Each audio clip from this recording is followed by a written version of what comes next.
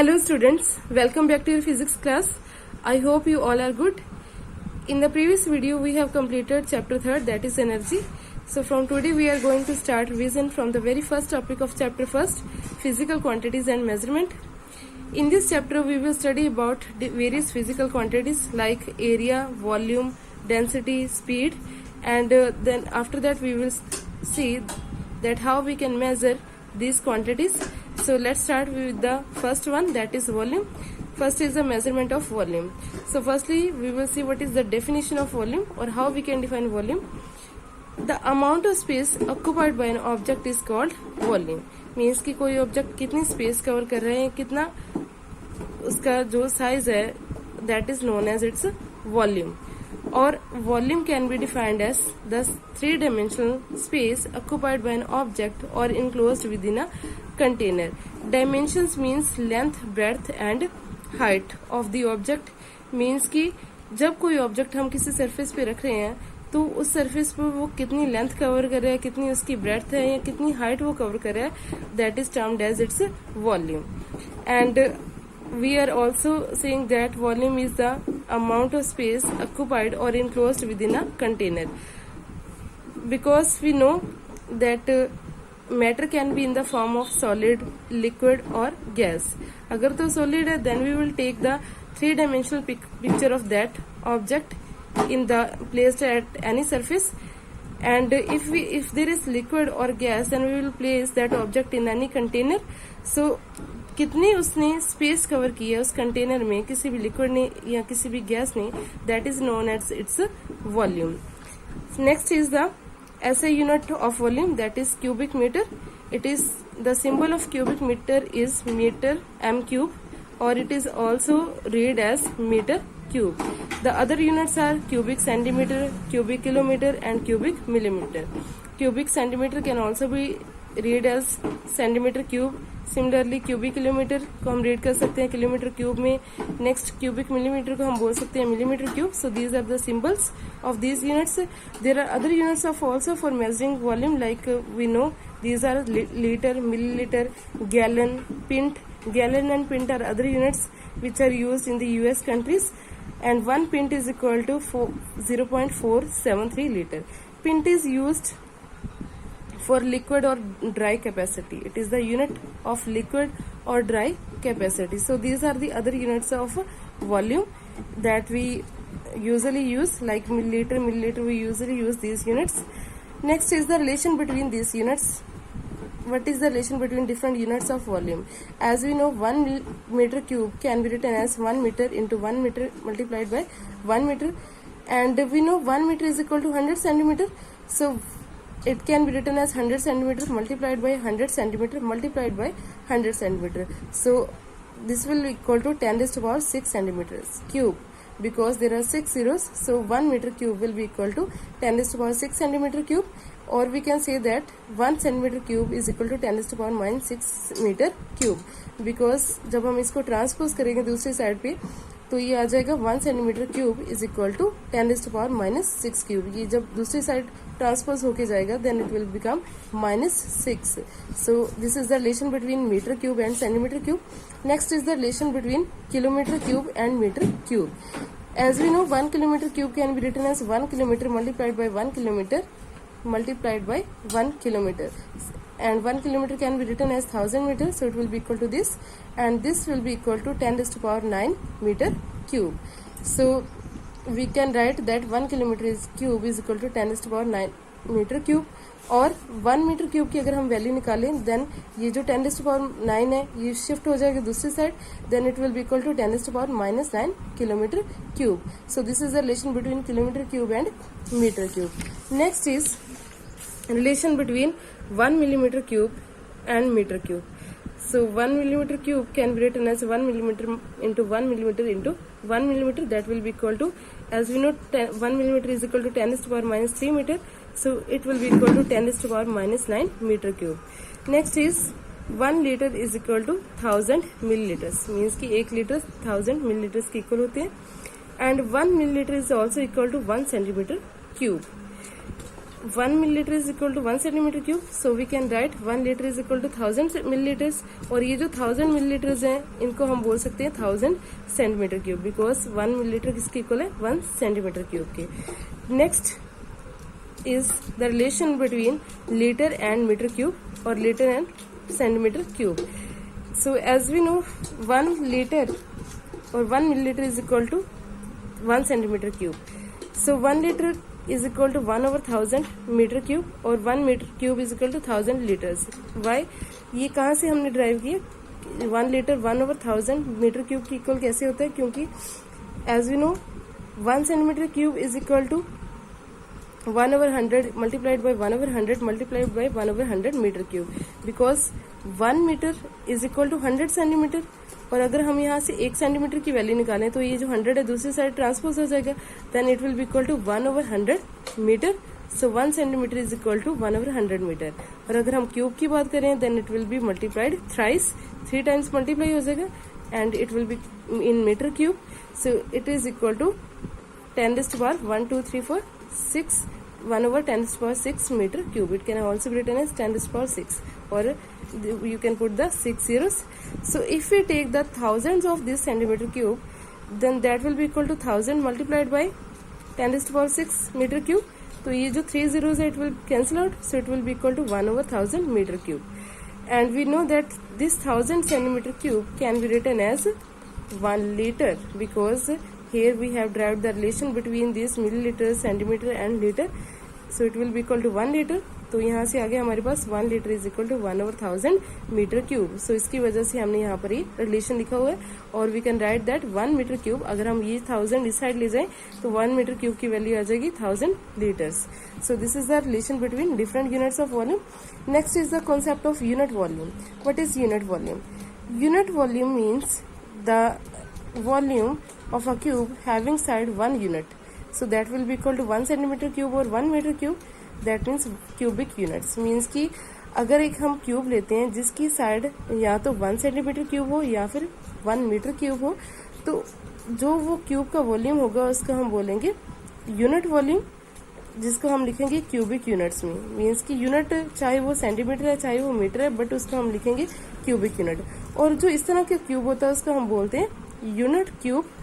Such a cube is said to have unit volume. इस तरह की क्यूब के पास का जो वॉल्यूम होता है उसको हम बोलते हैं unit volume. And this type of cube is known as unit cube. How the unit volume can be written? See here, this is the cube which is having each side of 1 metre, जिसकी हर एक side 1 metre की है. तो हम volume कैसे निकाल सकते हैं? बिकॉज वॉल्यूम क्यूब का होता है it is equal to side into side into side, और we can say that length into breadth into height, because length, breadth and height are same in the cube, so it can be written as side into side into side. And each side is equal to 1 meter, so it will be equal to 1 meter multiplied by 1 meter multiplied by 1 meter, so it will be equal to 1 meter cube. So this is 1 meter cube. And if we take another cube which is having a side of 1 centimeter, ये क्या इससे छोटा होगा? It will be small as compared to this. तो इसका जो volume होगा it will be equal to 1 centimeter multiplied by 1 centimeter multiplied by 1 centimeter, so it will be equal to 1 centimeter cube. So this is the volume of this cube. So ये जो unit volume आ रहा है इसको हम ये जो volume आ रहा है that is known as unit volume. The volume is in meters and centimeter, but it is 1 unit. So this cube is said to have, these two cubes are said to have unit volume, and such cubes are known as unit cubes. Next is, there is an example that how we can calculate the unit volume of this shape. इस shape में क्या है कि there are small cubes. You can see each cube of this shape has unit volume. इस shape का जो हर cube है इसकी जो साइड है वो क्या कितने, उसकी जो लेंथ है that is unit, that is 1 unit metre. और वी कैन से कोई भी यूनिट हम उसकी ले सकते हैं 1 मीटर और 1 सेंटीमीटर. मीन्स कि जितने भी क्यूब है, ये क्यूब है चाहे ये क्यूब है, इनकी जो साइड है वो 1 यूनिट है. अगर 1 यूनिट है तो मीन्स कि उनका जो वॉल्यूम है that is also 1 unit volume. तो अगर हम इनका वॉल्यूम कैलकुलेट करेंगे तो किस तरह से कर सकते हैं? Volume of this shape, volume of this shape is equal to, here are the 4 units, 4 multiplied by 3 units multiplied by 3 units. So it will be equal to 4 into 3 12, 12 into 3 36 units. Units हमें पता नहीं कि कौन से हैं, चाहे वो centimetre है चाहे वो मीटर है, तो हम यहाँ पर यूनिट्स ही लगाएंगे. तो ये जो यूनिट्स हैं इस तरह से लगाई हमने क्योंकि यहाँ पर ये जो बॉक्सेस हैं 4 पार्ट्स में डिवाइडेड है, तो ये 4 यूनिट्स है, ये 3 यूनिट्स है और ये भी जो इसकी हाइट है वो भी 3 यूनिट्स है. तो इसलिए इस जो शेप है ये वाली, इसका वॉल्यूम होगा 36 units. Next is now how we can measure the volume of regular and irregular shaped objects. As we know, objects can be of regular shape or these can be of irregular shape. So measurement of volume of an object depends on the shape of the object. अगर तो regular shaped object है तो उनका जो volume है वो हम specific formula से calculate कर सकते हैं. There are different formulas to calculate the volume of regular shaped objects, but to measure the volume of irregular shaped objects there are some methods that we will discuss later. Now firstly we will see how we can calculate the volume of regular shaped object. We have some regular shaped objects, like first is cube. As we know, each side of cube is same and that side we have taken as a. उसकी जो side है, जैसे कि ये length है, ये breadth और ये हाइट है, ये सभी क्या क्यूब की सेम होती है. तो इसको हमने मान लिया कि दैट इज इक्वल टू ए. तो जो वॉल्यूम होगा क्यूब का वो किसके इक्वल आ जाएगा, a multiplied by a. So it will be equal to a cube. हम यहाँ पर कोई और भी नोटेशन ले सकते हैं. L we can take L into L will be equal to L cube. Next shape is cuboid. In cuboid there is length, breadth and height of the cuboid. So volume of cuboid will be equal to length of the cuboid multiplied by breadth and multiplied by height of the cuboid. So if we know the length, breadth and height of any cuboid, then we can calculate the volume of that cuboid. Suppose ये जो length है इसकी 2 centimetre है, breadth 3 centimetre है या breadth 1 centimetre है और height है जो 3 सेंटीमीटर है, तो ये किसके इक्वल हो जाएगा, 2 into 1 into 3 that will be equal to 6 centimetre cube. तो इस तरह से आप जो वॉल्यूम इनका कैलकुलेट कर सकते हो. Next is sphere. This is sphere you can see and this is the radius of the sphere. The volume of the sphere is equal to 4/3 pi r cube. This is the formula to calculate the volume of sphere. Here pi is a constant. Pi एक constant होता है जिसकी value होती है 22/7. The value of pi is equal to 22/7. ये एक constant है जिसकी वैल्यू पहले से कैलकुलेटेड है और इसकी वैल्यू हम लिख सकते हैं 3.14. हम कोई भी वैल्यू इनकी यूज कर सकते हैं. So by putting this value and the radius of the sphere that is given, we can calculate the volume of the sphere. Next is cone. The shape of the cone is like this and this is the height of the cone and this is the radius of the cone. So the volume of the cone is equal to 1/3 pi r square h. And here we will put the same value of pi that I have already told you. Next is volume of cylinder. How we can calculate the volume of cylinder? There is a formula pi r square h, where r is the radius of the cylinder. This radius will be same for the two circular bases and this is the height. ये भी radius ही होगा. So by putting the radius and height and the value of pi, we can calculate the volume of the cylinder. So in this way, using these formulas, we can calculate the volume of various regular shaped objects. Next is volume of irregular shaped objects. अब जो regular shaped है उनके तो हमने volume calculate कर लिए, but how we can calculate the volume of irregular shaped object? That can be done using some methods. One of them is displacement method. Displacement method में क्या है कि हम इसमें कोई भी इरेगुलर शेप्ड ऑब्जेक्ट लेंगे और एक बीकर लेंगे या एक मेजरिंग सिलेंडर लेंगे. उसमें क्या है, हम सम अमाउंट ऑफ वाटर लेंगे. After that we will tie that stone. जैसे कि स्टोन भी एक इरेगुलर शेप्ड ऑब्जेक्ट है, तो हम क्या करेंगे, उस इरेगुलर शेप्ड ऑब्जेक्ट को स्टोन के साथ टाई करेंगे और उसके बाद उसको इस बीकर में डिप कर देंगे. जब हम उसको डिप करेंगे then the level of water will be raised. उसका जो वाटर का जो लेवल है वो क्या है, बढ़ जाएगा, जिसकी वजह से जो वॉल्यूम होगा वो क्या हो जाएगा, इनिशियल वॉल्यूम से डिफरेंट होगा, means this is the final volume and that will be the initial volume.